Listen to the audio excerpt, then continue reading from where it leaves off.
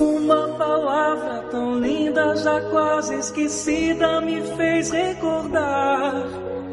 Contendo 7 letrinhas e todas juntinhas se lê cativar.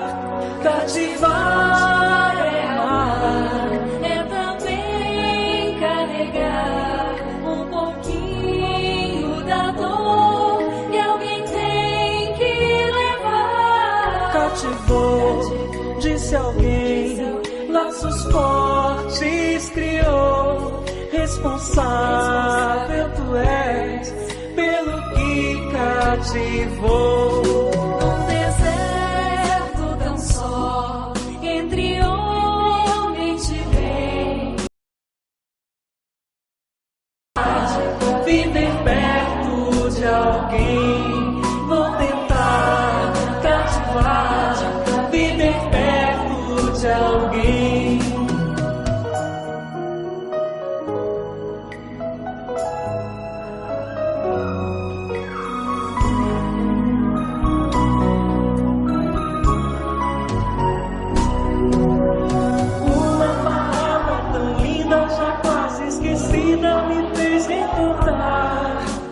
Contendo 7 letrinhas e todas juntinhas se lê cativar.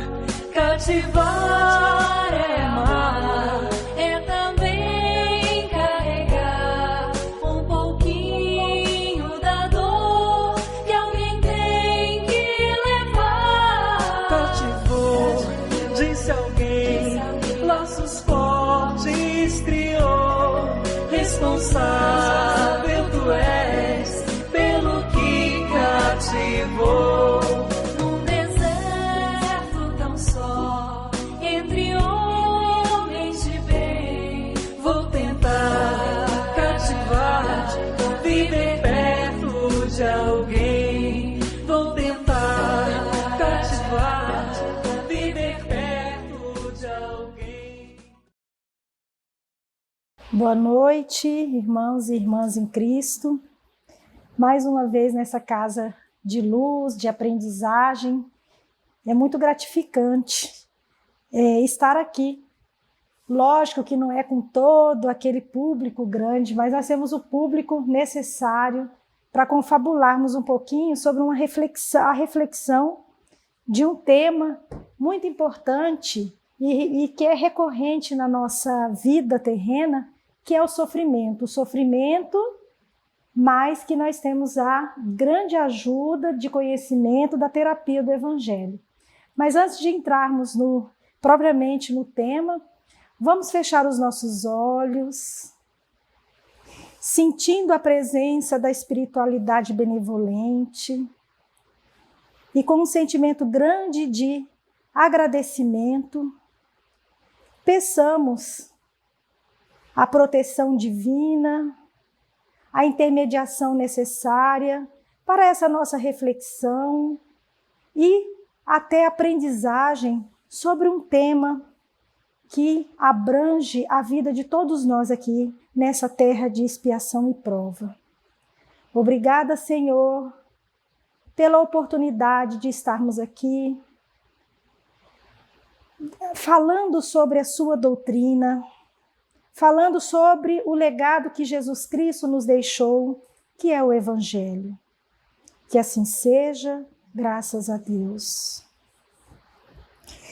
Pois bem, o tema hoje é pautado sobre o sofrimento, as questões de consequências e causas, as implicações reencarnatórias, e para resolver e cessar o sofrimento da nossa vida, nós temos a terapia do Evangelho, que mais uma vez eu falo, um grande ensinamento para a nossa vida diária.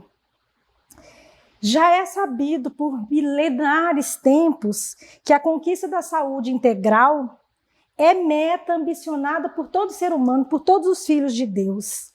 Conseguir a harmonia entre o equilíbrio orgânico, o emocional e o psíquico chega a um quadro de plenitude, é para chegar-se a um quadro de plenitude. Constitui, então, um grande desafio para todos nós que estamos aqui. E por instinto, nós procuramos evitar o sofrimento e até libertar. Mas não é uma tarefa fácil. E Divaldo, num artigo que ele publica, A Tarde Bahia, ele fala que, principalmente nessa atualidade, talvez é o período mais caótico ou mais recorrente de sofrimento, que parece tomar parte de todos os nossos atos e aspirações, tornando muitas vezes uma série de perturbações no nosso processo evolutivo. E aí, ele coloca que quando o ser humano, inicia a delinear traços básicos de qualquer planejamento, pensamentos a respeito de mudança de vida, a primeira coisa que se vem na cabeça é o sofrimento que vai advir junto a esse planejamento. Então, como nós temos a fortaleza, não a fortaleza da plenitude, de estar harmonicamente no mundo, mas a do medo, a da insegurança, o que acontece? Nós gastamos muito mais tempo nas tentativas de anular o sofrimento do que colocar em pauta realmente nosso planejamento evolutivo. E aí, nós acostumamos assim a investir em novas exigências, mas sempre querendo que as pessoas aprovem esse nosso planejamento, nos frustrando mais uma vez, desistindo muitas vezes desse nosso projeto de vida. E isso acontece também com os idealistas, né? Acostumados nas lutas ante o impositivo do progresso e nessas construções contínuas do conhecimento, muitas vezes há desistência e vem a frustração. O caráter da maioria das pessoas inseguras e atada a valores de perturbação parece armado com tudo que é novo. E aí ele chega a um ponto bem crítico, aonde coloca-se que muitas vezes nós não estamos acostumados com essa audácia de mudar de vida para uma vida mais plena, aonde essa vida plena ela vai sacudir a preguiça, a vaidade mal disfarçada, nós refugiamos e estacionamos. Ele cita aqui o Siddhartha Gautama, o Buda, que foi um dos primeiros pensadores a deter-se no estudo desse comportamento de sofrimento, aonde ele cria 4 regras que constituem um alicerce filosófico da doutrina budista. Ele afirma que tudo é sofrimento porque se busca interiormente a felicidade. Depois ele diz que quando nós não cessamos ou não buscamos sair da condição de sofrimento, esse sofrimento reproduz um novo. E aí que cabe a nós? Ir atrás das causas desse sofrimento e depois libertar-se desse sofrimento, tendo a cessação do sofrimento. Então, é muito importante o entendimento, a compreensão disso, para que nós consigamos realmente estabelecer um vínculo de plenitude, que é isso que Jesus, na doutrina, que é o Mártir da cruz, ele se esforçou o tempo todo na sua caminhada terrena, fazendo com que nós entendêssemos a superação desse sofrimento mediante as ações beneméritas do amor. Toda a indicação para cessar o sofrimento, Jesus deixa com o único antídoto, o amor. Mas esse esforço é muito grande e penoso. A gente sabe que não é fácil, não é fácil. Quem gosta de sofrer? Ninguém. Mas quem consegue realmente sair rapidamente de uma situação de sofrimento? Poucas pessoas. Então, nós não vamos conseguir sair desse contributo gerador de sofrimento se nós também não entendermos algumas questões, entendermos e escolhermos para a nossa vida diária alguns posicionamentos. Aí vem Buda de novo, que traz aí 8 entendimentos, ou 8 regras de retidão para nós estarmos nesse espaço de cessação de sofrimento. E ele diz o primeiro: nós temos que entender corretamente o contexto da vida. Segundo, pensar corretamente. Aí lembro de Emmanuel falando da disciplina, disciplina e disciplina. A linguagem correta, falar é poder e responsabilidade muito maior que falamos para o outro, muito maior do que o que recebemos, porque nós podemos filtrar, mas não sabemos que o que nós falamos, o outro vai filtrar. Ação correta, agir corretamente, viver o evangelho, o modo de vida, escolher o modo de vida na alimentação, na postura, na amizade, no trabalho, o viver do cotidiano com a reforma íntima. O esforço correto, vem de novo o pensamento da disciplina, se esforçar para viver o correto. Atenção plena correta, ou seja, vigiai e orai. E a concentração correta, foco naquilo que se quer chegar para se ter a felicidade fora o sofrimento. E aí, lá no livro Plenitude, psicografado por Joana de Ângeles, ditado por Joana de Ângeles e psicografado por Divaldo, eles dizem assim, que o sofrimento ele faz parte da vida, por ser um mecanismo natural. E é através desse sofrimento é que nós vamos ganhar o progresso intelecto-moral. E é aí que vai se consolidar esse crescimento do intelecto-moral. Então, isso já é um grande ponto. Compreender que esse sofrimento faz parte da vida. E aí eles fazem uma analogia muito importante entre o sofrimento e o espírito, dissertando assim, que o diamante bruto aguarda a lapidação para se apresentar como estrela luminosa. Os metais necessitam de alta temperatura, a fim de amoldarem-se a beleza e a utilidade. A madeira experimenta os instrumentos cortantes para desempenhar os papéis importantes a que está destinada. O rio cava o próprio leito por onde corre. E o espírito? O espírito ele tem que lapidar as arestas que lhe encobrem a luminosidade, ou seja, todos nós temos luz. Para que tem que ir fazendo essa lapidação das arestas? Para que esse sofrimento se apresente como ocorrência normal, aonde o conhecimento e a força de vontade possam conseguir conduzir com equilíbrio, alcançando a finalidade sublime a que se encontra destinado. Todos nós temos um acordo divino, todos nós retornamos a esse mundo de expiação e prova para cumprir alguns acordos que nós fizemos com o nosso Pai de amor e bondade. Bom, o sofrimento, por um outro lado também, ele está vinculado à sensibilidade de cada um, ou seja, ele varia para cada pessoa, né? As dimensões são diversas. Às vezes a gente fala, ai, que pessoa dramática, né? Ou drama. Errado, porque cada um tem a sua forma de olhar, de ver o mundo à sua volta. Então, ele não é uniforme para todo mundo. E aí, eles dão aqui um exemplo. A dor do bruto apresenta-se a selvajada e perturbadora, né? Explodindo em agressividade e loucura.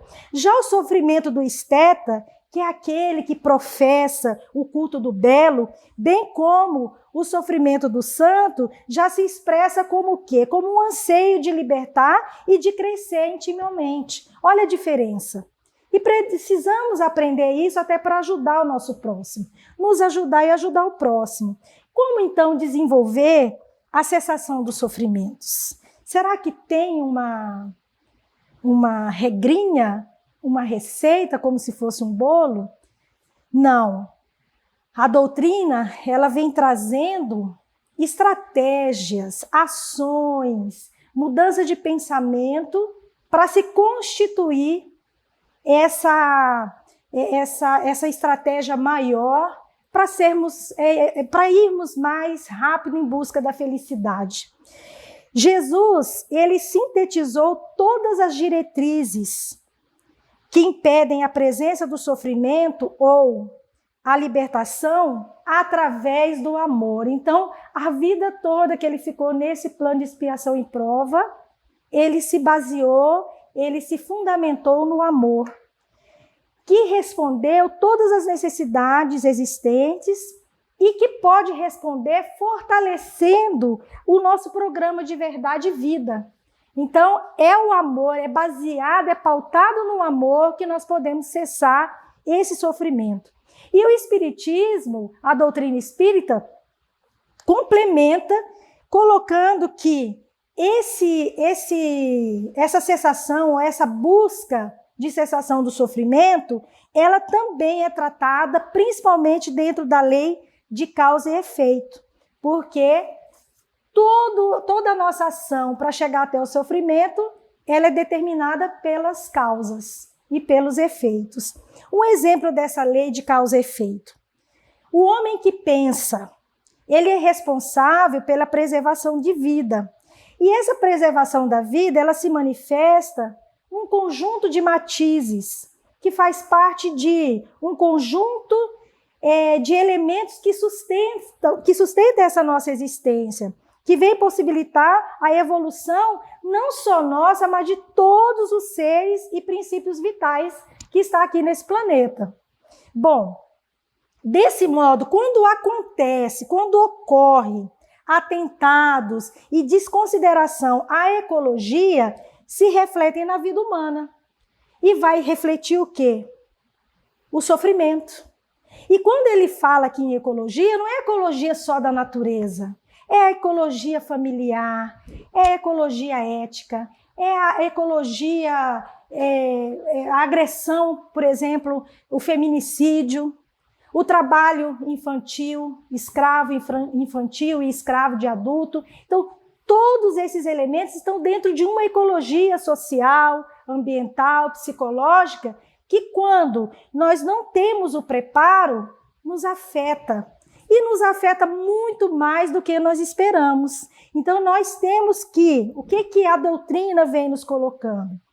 A fim de que nós possamos cessar esse sofrimento, essa agressão do atentado que se vem, mesmo eu sendo, ou nós sendo, pessoas que pensam, responsáveis pela preservação da vida, nós temos que educar o nosso pensamento, nós temos que ter disciplina nos nossos hábitos, segurança nas nossas metas, são os recursos hábeis para o gozo. Gozo de quê? Das terapias e técnicas. Se não tiver essa educação, se eu não modificar a minha forma de conduzir essas emoções, vão ser paliativas e não vai resultar, não vai ser solucionadoras, né? Então, na condição de enfermidade, o sofrimento para ser curado encontra diversos meios eficazes. Remédios, tratamentos, a medicina está aí, a ciência está aí. Mas a cura real mesmo, ela somente vai se concretizar se a terapia eliminar as causas. Enquanto não se extinguir as fontes geradoras do sofrimento, ela se manifestará inevitavelmente. Então, eu posso curar da minha enxaqueca, mas eu vou ter uma dor na costela, eu vou ter uma dor nas mãos, eu vou ter uma dor nas costas. Quer dizer, vai vir outros agravantes para que esse sofrimento continue. E aí, eles colocam uma coisa assim muito interessante. Quando a mente está lúcida, vai surgir o quê? Quando nós temos a certeza disso que Buda coloca aqui, quando nós entendemos certo, pensamos, agimos corretamente, o que vai acontecer? Vai trazer uma tranquilidade. Essa tranquilidade ela é encarregada de produzir saúde, que vai irradiar por todo o nosso organismo, produzindo equilíbrio. Assim, os caminhos vão se constituindo o seu remédio eficiente. Enquanto não houver essa consciência de saúde real, vai se transitar de um sofrimento para outro. E às vezes esse sofrimento não é só do corpo, mas da alma. Quando tem aquela tristeza profunda, quando se tem uma insatisfação muito grande mesmo tendo e não consegue ser. Não consegue se identificar enquanto filhos de Deus agradecidos pela oportunidade de estar nessa vida terrena. Então há pessoas, olha que interessante isso também, que embora sem conhecimento dessas regras que promovem essa harmonia íntima, elas gozam de saúde, apresentando-se bem dispostas e fortes. Mas, no entanto, esses fenômenos, eles são automáticos do organismo e que pode se contaminar ou não nessa existência. Vai depender de quê? A evolução para a contaminação ou não? Da conduta moral e mental. Isso vai ser o carro-chefe para se permanecer saudável ou não. Então, uma outra regrinha que se tem na terapia do Evangelho é como é que eu estou lidando com a conduta moral e mental. A antiga sabedoria budista estabeleceu um sistema de meditar, aonde a saúde se instala e o sofrimento desaparece. Jesus, portador do equilíbrio pleno, considera ainda que o amor é a causa única para realizar o ideal do ser. Então, se nós temos a ausência de amor a Deus, ao próximo e a nós mesmos, o que vai acontecer? O que é muito mais fácil acontecer? A produção da insatisfação, do desajuste, do desequilíbrio, o desequilíbrio da energia que nos é vital, tornando-nos, então, fator causal de doenças e de sofrimento. O desamor é, em realidade, uma doença aonde a manifestação pode se dar de imediato ou mais para frente, posteriormente, aonde vai assinalando o ser como um processo degenerativo da personalidade, instalando o organismo do vírus e bacilos agressivos. E são vírus e bacilos agressivos que nós não enxergamos e que pode ocasionar tudo isso em qualquer um que estiver desatento a essa estrutura de equilíbrio. E aí, a somatização dos problemas emocionais vão decorrer na insegurança, no medo, da mágoa, do ódio, do rancor e do ciúme. São elementos responsáveis por graves patologias orgânicas, causando aí uma série de enfermidades físicas, produzindo distonias emocionais, perturbações psíquicas lamentáveis. E isso, quem de nós aqui já não tem um exemplo, uma história para contar sobre isso? Quem de nós aqui já não lembrou de um parente, de um amigo, de um vizinho, de um conhecido que tem esses comportamentos, que tem essa vida, que apresenta isso aí na vida, né? Então, fora o desamor, e entra o amor. Então, quando o amor, conforme o conceito de Jesus, assenhoreia-se o ser humano, ele vitaliza, ele irradia de paz e vai gerando uma psicosfera rica de vibrações de equilíbrio. Graças à saúde que exterioriza de forma positiva, inundando os nossos sentimentos de esperança, de altruísmo e de realizações edificantes. Esse livro que Joana de Ângeles, psicografa com Divaldo, ele traz uma abordagem muito linda, né, que eu até sugiro que a gente faça um curso sobre. Ele fala de uma propriedade sobre o altruísmo, quer dizer, o altruísmo é uma infinidade de virtudes, dentre elas a bondade, o desprendimento e a caridade. Então, tudo isso pode gerar, mas será que eu posso sentir isso? Basta pedir com amor, basta querer que isso aconteça. Tão misericordioso, tão democrático, que ele não entra no coração de ninguém se não queira. Então, o recolhimento interior, mediante análise profunda do recurso, é a primeira coisa, nos recolhermos, nos conhecermos. Depois disso, vai vir uma vibração divina. E aí o mais importante que eu vejo assim que para mim foi novo, e não sei se para vocês vão ser, mas aonde é que se faculta o diferencial para não sofrer. Então veja bem, nós devemos, a Joana de Anjos coloca que nós devemos todos reconhecer todos os seres como se fossem manifestação de seus próprios pais. Os pais que nos facultaram a vida física, especialmente a mãe, pelos sacrifícios que impôs durante a gestação, parto e alimentação preservadora da vida, que foi nascida das suas entranhas. Mas podemos perguntar, quando a mãe não corresponde, não cumpriu com os deveres livremente assumidos e aceitos? Como isso? Como que eu vou conseguir enxergar o mundo e os seres como forma de amor maternal se eu não tive isso da minha mãe? Veja bem, gente, o fato de haver permitido que a vida se manifestasse em nós concede-lhe crédito para ser exemplo a ser considerado. Isso é um desafio muito grande e muito lindo. Então, o que eles nos indicam? Transferir para todos os seres vivos a imagem materna, certamente sem a visão psicanalítica dos tormentos de libido, porém com um sentimento de respeito e de ternura.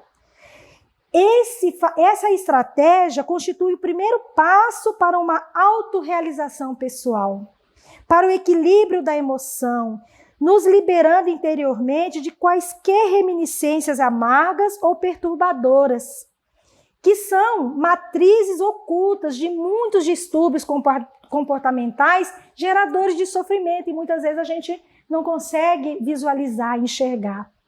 Então, eles afirmam que o homem renasce para ser livre, a fim de poder crescer e alcançar o seu fanal maior, que é a realização plena. Se todo mundo tem essa regra, então nós temos que tirar toda a amarra emocional negativa, com a retaguarda desse processo de evolução. Pensando nisso firme, eu tiro a amarra negativa, eu vou limpar, eu vou crescer, tornando-se então uma carga, tirando essa carga forçada, obrigatória, responsável por inúmeros problemas que nos afligem. Então a imagem da mãe, de alguma forma, ela responde por muitos conflitos. É também criadora de saudáveis estímulos. Seus sacrifícios e dedicação, as horas infindáveis de vigília e de renúncia de si mesmo em favor da prole, as melodias que cantadas nos ouvidos dos bebês, e todas as promessas que se foram tornando realidade, merecem ser levadas em conta, repensadas e transferidas para todo ser ciente.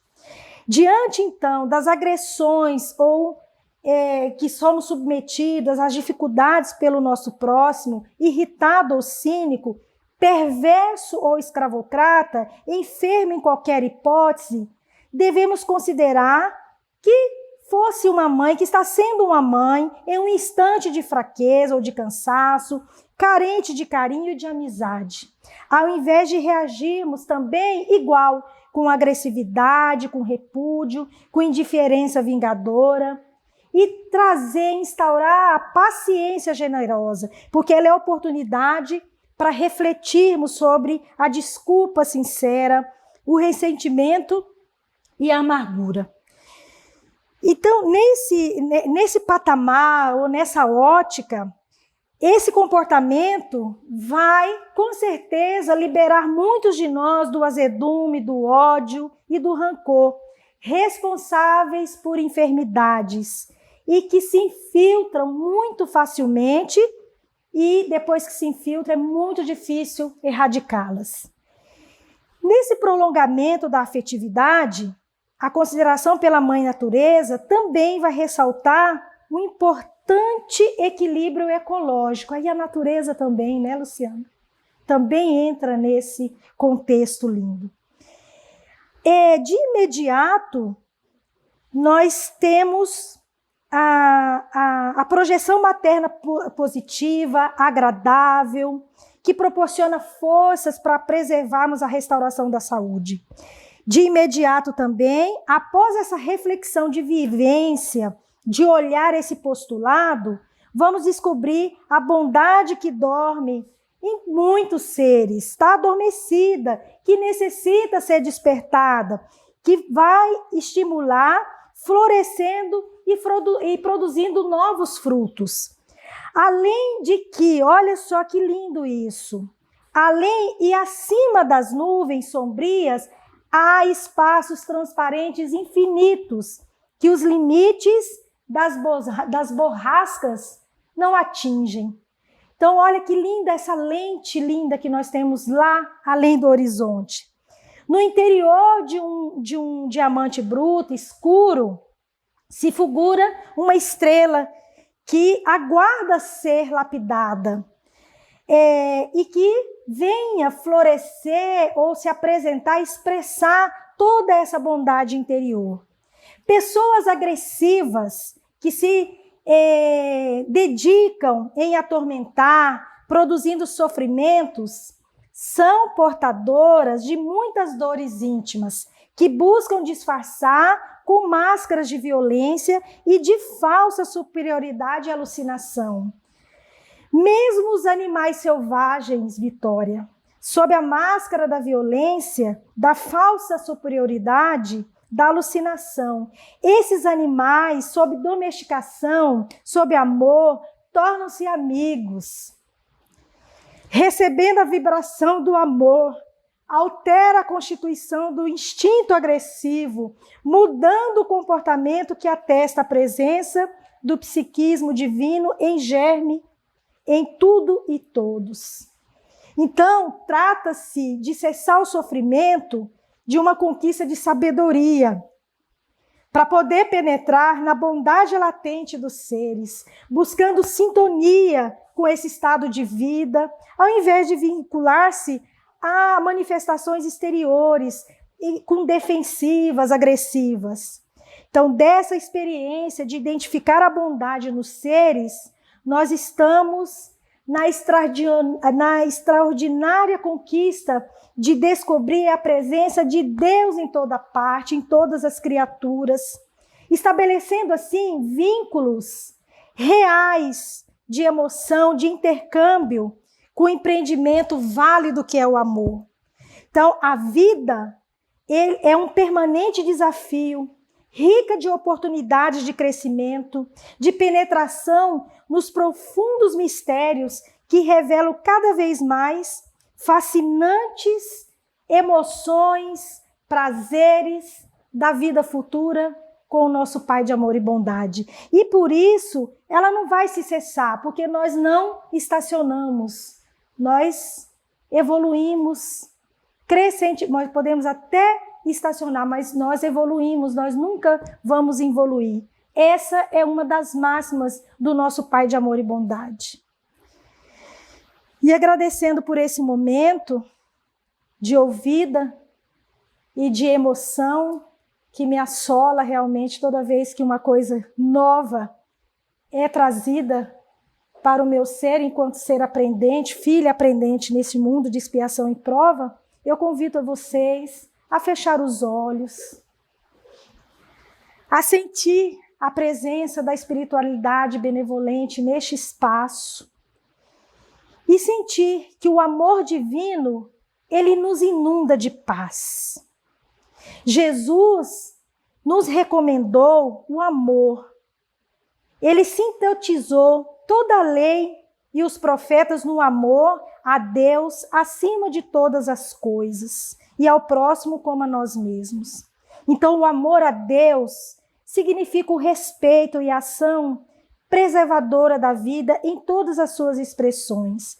O amor ao próximo é consequência daquele que se dedica ao genitor, a Deus, demonstrando fraternidade que a todos deve unir. O amor a nós mesmos, sem paixão, sem piegas, mas numa busca da plenitude, nos auxilia a desenvolver tesouros ignorados que estão em nosso interior adormecidos. E assim, vamos amar, vamos nos aprimorar em espírito, em emoção e em corpo, sem nenhum desprezo por qualquer componente do conjunto harmônico que nós temos, mas nos amando, lutando com tenacidade para superar cada dia mais todas as dificuldades que nos separa, que nos afasta do amor, estabelecendo novas diretrizes e alvos promissores que lograrás, sendo generoso, ativo e perseverante sempre no bem, em relação aos outros e a nós mesmos. Que assim seja, graças a Deus.